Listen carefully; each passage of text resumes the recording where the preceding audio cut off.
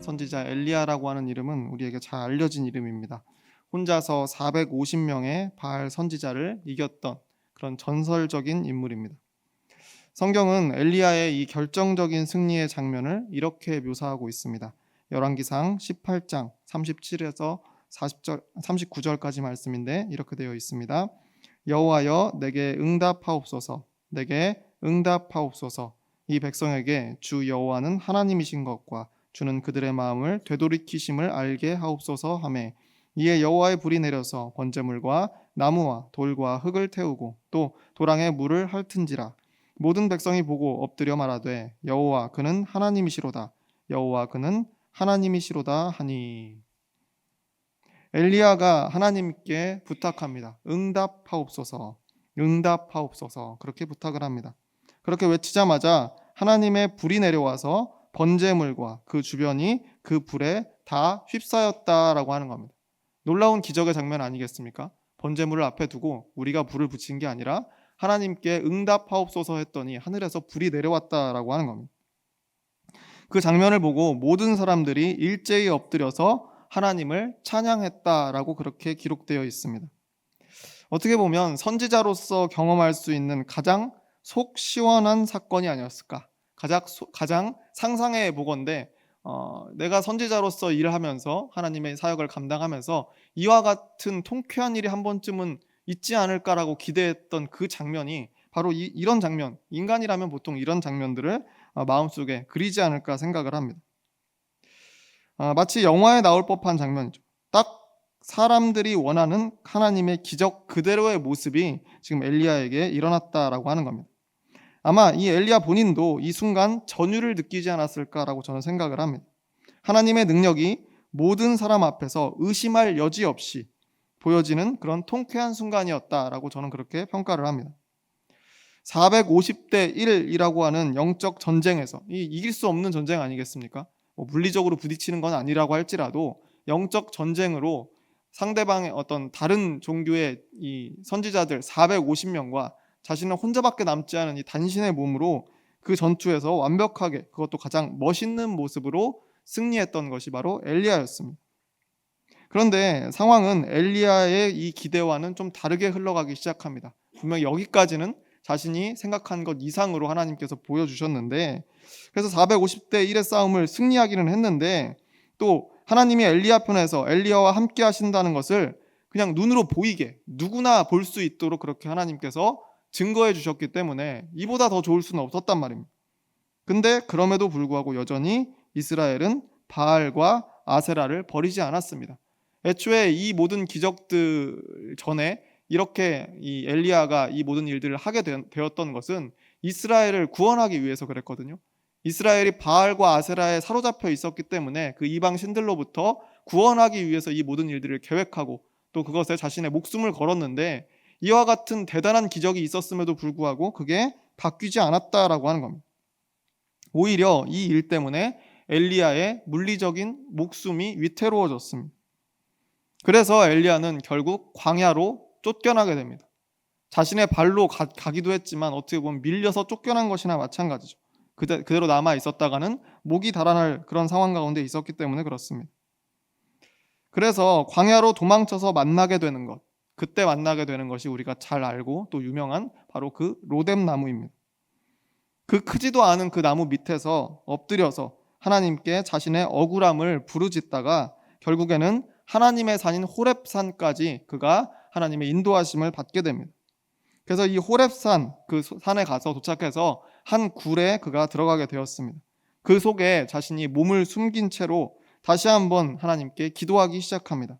하나님께 도움을 요청하는 거죠. 450대 1의 싸움을 이겼지만 그것으로도 결론이 나지 않으니 더 큰 기적이 필요합니다. 아마 그렇게 기도하지 않았을까? 저는 그렇게 생각을 합니다. 하늘에서 내린 불꽃이 있었지만 그걸로도 해결이 안 됐으니 더 강한 무언가가 필요합니다. 라고 그렇게 생각하면서 하나님께 간구하지 않았을까? 그렇게 상상을 해보는 거죠. 그런데 그때 하나님의 대답이 있었는데 그때 대답이 이렇습니다. 열왕기상 19장 11절 상반절에 이렇게 기록되어 있습니다. 세 번역으로 읽어드리겠습니다. 주님께서 말씀하셨다. 이제 곧 나 주가 지나갈 것이니 너는 나가서 산 위에 주 앞에 서 있어라. 굴에 갇혀서 어떻게 보면 스스로를 가뒀죠. 왜냐하면 목숨이 달아날 지경에 있었고 더 이상 싸워 이길 만한 그런 자신감이 이제 사라져버린 이 엘리야가 이 호렙산 그 굴 안에 지금 몸을 피하고 있는 거 아니겠습니까? 그런데 거기서 간구했더니 하나님께서 그래? 그러면 나와라. 그 굴 밖으로 나와라. 내가 네 앞에 지나가겠다라고 이렇게 말씀하시는 거죠. 동굴에서 나오라고 말씀하신 하나님의 음성을 듣고 그가 이제 굴 밖으로 나오려는 찰나 밖에서 하나님이 지나가기 시작하십니다. 그런데 크고 강한 바람이 불어오기 시작하는 거예요. 그러더니 산이 쪼개졌다라고 그렇게 기록되어 있습니다. 거대한 바위들이 속절없이 부서졌다라고 그렇게 기록되어 있어요. 이것은 인간의 한계를 아득히 넘어서는 난리통이죠. 자연재해 아니겠습니까? 그러니까 엘리야가 그 장면을 멀리서 봤는지 들었는지 모르지만 본능적으로 굴을 나가려다가 웅크리게 됩니다. 못 나가죠. 그리고 이어서 지진이 일어납니다. 지축이 막 흔들리고 진동하는 그 지진이 일어나서 이 천지가 흔들리는 경험을 하게 되니까 뭐 어떻게 걸어가겠습니까? 땅에 그냥 납작 엎드릴 수밖에 없는 거죠. 거기다가 이제까지 본 적도 없는 거대한 불이 또 그 뒤에 이어서 타오르기 시작했다라고 기록되어 있습니다. 이어지는 이 지진과 불에 엘리야는 더더욱 굴 밖으로 한 발자국도 나갈 수가 없었습니다.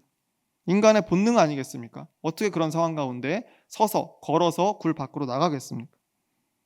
엘리야는 앞에서 450명의 바알 선지자들과 대결하면서 경험했던 하나님의 모습, 그 모습을 아마 보면서 하늘에서 막 불이 떨어져서 단번에 재물에 막 불이 붙고 주변에 있는 그런 물까지도 막 다 태우는 그런 놀라운 그 모습을 보면서 야, 이게 하나님의 진짜 모습이구나. 하나님의 진짜 실력이구나. 라고 그렇게 생각했을 수 있습니다. 그런데 이 호렙산에서 이 굴 안에서 보니까 그것은 그냥 아주 작은 극히 일부에 불과했다는 거예요. 하나님의 거대한 능력에 아주 극히 일부분밖에 되지 않았었구나. 그때는 내가 450명을 이기면서 이게 진짜 하나님의 능력이지 라고 생각했지만 여기 와서 보니까 그것도 아무것도 아닌 일이었다는 거예요. 그래서 하나님이 지나가시는 동안 굴 속에 그냥 오롯이 갇혀서 감히 밖에 나올 생각조차 못할 정도로 이 엘리야는 그 안에서 덜덜 떨고만 있었습니다.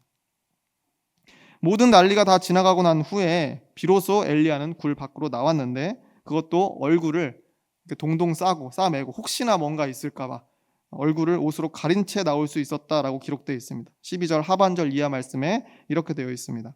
불 후에 세미한 소리가 있는지라 엘리야가 듣고 겉옷으로 얼굴을 가리고 나가 굴 어귀에 서매. 이 장면을 한번 상상해 보시면 비슷한 장면들이 그려질 겁니다. 밖에서 인간이 감당할 수 없을 만큼의 큰 난리가 소요가 있은 후에 이제 좀 괜찮나라고 하면서 슬쩍 겨우 발을 떼면서 나가보는 겁니다. 그것도 뭔 일이 더 있을까봐 얼굴을 옷으로 가리고 나가는 거죠. 여기서 세미한 소리가 있었다라고 기록되어 있는데 여기서의 이 세미한 소리는 이 원어를 문자적으로 해석하면 작은 바람이 내는 미세한 소리다라고 그렇게 해석할 수 있습니다.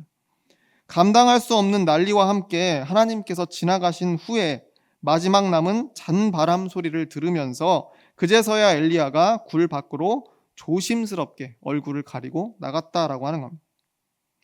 엘리야는 자신의 억울함과 무기력함을 호소하면서 하나님께서 다시 한번 더 강하게 역사해 주시기를, 더 강하게 직접 개입해 주시기를 바라면서 기도했지만 막상 하나님께서 일어나 움직이시기 시작하니까 감히 굴 밖으로 나서지도 못했다는 겁니다. 그저 모든 소요가 다 지나간 후에 하나님께서 다 지나가신 후에 그제서야 얼굴을 가리고 두려워 떨면서 그 지나간 뒷모습만 볼 수 있었다라고 하는 겁니다. 이 비슷한 장면이 앞서 있는 출애굽기에서도 나옵니다. 바로 모세라고 하는 인물을 통해 나오는데 모세가 하나님께 도움을 요청하는 장면이 나옵니다. 오늘 본문인 출애굽기 33장 18절 말씀입니다. 이렇게 되어 있습니다. 모세가 이르되 원하건대 주의 영광을 내게 보이소서. 주의 영광을 내게 보여주시기를 원합니다. 광야를 걸으면서 이 모세가 이 이스라엘 백성들을 다 데리고 출애굽해서 광야를 걷고 있는 거 아니겠습니까? 광야를 걸으면서 가나안 땅을 향해 전진하는 이 이스라엘 백성들은 사실은 늘 불안 속에 살았습니다. 하나님의 도우심과 전적인 개입이 보장되어 있는지를 끊임없이 확인받고 싶어 했다는 거죠. 광야에 있다라고 하면 누구나 그렇게 되지 않겠습니까? 그래서 모세는 백성들의 바램을 알고 있었기 때문에 그 바램을 담아서 하나님께 이렇게 요청하고 있는 겁니다. 주의 영광을 우리에게 보여주십시오. 우리가 믿을 수 있도록, 흔들리지 않을 수 있도록 하나님의 영광을 우리에게 직접 보여주십시오. 하나님께서 살아계시다는 것을 보여주십시오. 여전히 우리와 함께하고 계신다라고 하는 그 증거를 우리 앞에 좀 보여주십시오. 그래서 우리가 안심할 수 있도록 좀 하나님 해주십시오. 그렇게 요청하고 있는 겁니다. 그러니까 하나님께서는 모세에게 응답해 주셨습니다. 이어지는 19절 상반절 말씀인데 이렇게 되어 있습니다. 여호와께서 이르시되 내가 내 모든 선한 것을 내 앞으로 지나가게 하고 여호와의 이름을 내 앞에 선포하리라. 하나님의 응답하심입니다. 영광을 보여달라고 요청하는 모세에게 하나님은 그래 그렇게 해주겠다라고 하는 답을 주고 계신 겁니다. 내 모든 선한 것이라고 하는 이 표현은 곧 영광과 같은 의미입니다. 그래서 모세가 영광을 보여주십시오 했더니 하나님께서 그렇게 하겠다라고 그렇게 말씀하신 겁니다. 하나님의 영광을 내 앞으로 지나가게 하실 것이고 내 이름을 내 앞에서 선포하겠다라고 그렇게 대답해 주셨습니다. 원하는 대로 해주시겠다는 겁니다. 그런데 거기에 덧붙여지는 20절 말씀이 있습니다. 또 이르시되 내가 내 얼굴을 보지 못하리니 나를 보고 살 자가 없음이니라. 내가 내 얼굴을 보지 못하리니 나를 보고 살 자가 없음이니라. 하나님은 보여주시겠지만 모세가 그 장면을 네가 과연 그 장면을 감당할 수 있을까? 너는 아마 보지 못할 것이다. 하나님의 영광을 감히 마주하고 살아남을 수 있는 존재가 없기 때문이다 라고 그렇게 말씀하십니다. 물론 모세는 하나님과 대면하여 알던 자라고 하는 그 수식어로 굉장히 유명한 사람입니다. 이 말씀 들어보셨죠? 모세는 하나님과 대면하여 알던 자다라는 그런 이야기 많이 들어보셨잖아요. 심지어 오늘 본문 앞쪽 출애굽기 33장 11절 말씀에 가보면 이렇게 되어 있습니다. 사람이 자기의 친구와 이야기함 같이 여호와께서는 모세와 대면하여 말씀하시며 라고 되어 있습니다. 여기서는 모세와 대면한 거 아니겠습니까? 마치 친구와 대화하듯 하나님께서 모세와 대면해서 말씀하셨다라고 기록되어 있습니다. 그런데 그것은 하나님의 극히 일부에 불과했다라고 하는 거죠. 하나님께서 모세를 위해서 그의 한계와 수준에 걸맞게 그 작은 모습으로 강림하셔서 대화를 해주셨을 뿐이지 하나님의 전부를 그곳에서 드러내신 것이 아니라는 겁니다. 그런데 모세는 거기서 멈추지 않고 한 걸음 더 나아가서 하나님께서 우리 이스라엘 백성들과 함께 계시고 자신들을 인도하신다는 그 증거로 하나님의 본체를 보고 싶어 했다는 것. 하나님의 이 모든 것들을 보고 싶어 했다는 것. 그것이 바로 하나님의 영광이죠. 그런데 애초에 하나님이 그 영광을 드러내셔도 인간은 그 장면을 감당할 수가 없었다는 겁니다. 그럼에도 하나님께서는 그 요청을 거절하지 않으셨습니다. 모세가 그런 요청을 할 수밖에 없었던 그 사정과 또 그 마음을 이해해 주셨기 때문에 그렇습니다. 하나님의 손길이 혹시 우리를 떠났을까봐, 이 광야에 덩그러니 그냥 남겨졌을까봐, 가나안 땅의 민족들을 우리가 몰아내지 못하고 이 광야에서 다 그냥 쓰러질까봐 불안해하고 두려워하는 이스라엘 백성들의 그 심정을 하나님께서 이해해 주셨던 거죠. 그래서 내 모든 선한 것을 내 앞으로 지나가게 하고 여호와의 이름을 내 앞에 선포하리라. 내 영광을 너희에게 보여주겠다라고 말씀하셨던 겁니다. 대신 모세가 죽지 않도록 하나님께서는 특별한 배려를 여기다 더해 주십니다. 오늘 본문 21절 이하의 말씀인데 이렇게 기록되어 있습니다. 여호와께서 또 이르시기를 보라 내 곁에 한 장소가 있으니 너는 그 반석 위에 서라.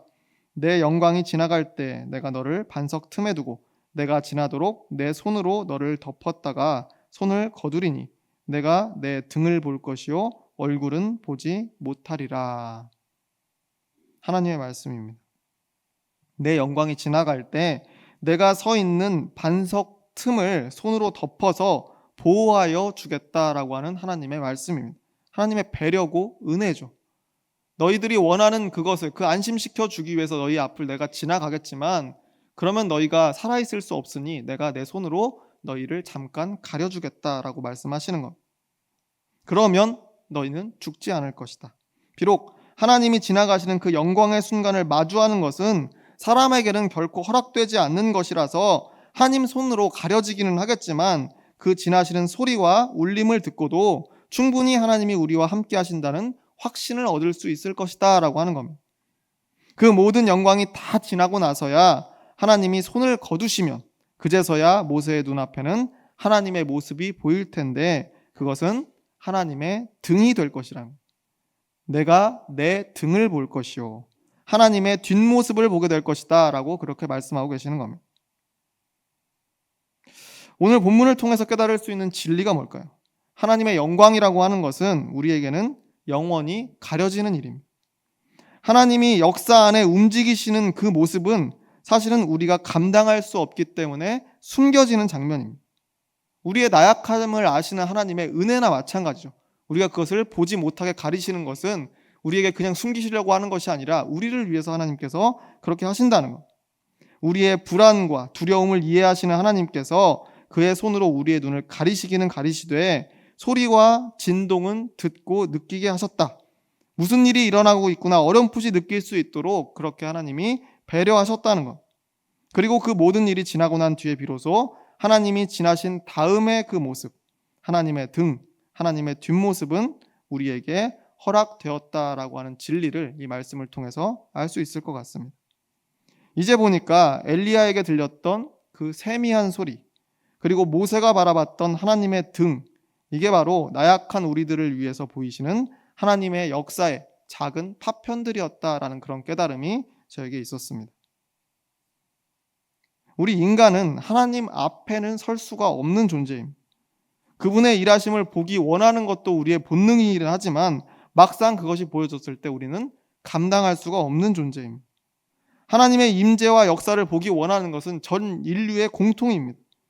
그런데 그것은 단지 소리와 진동으로 짐작할 수 있을 뿐이라는 거죠.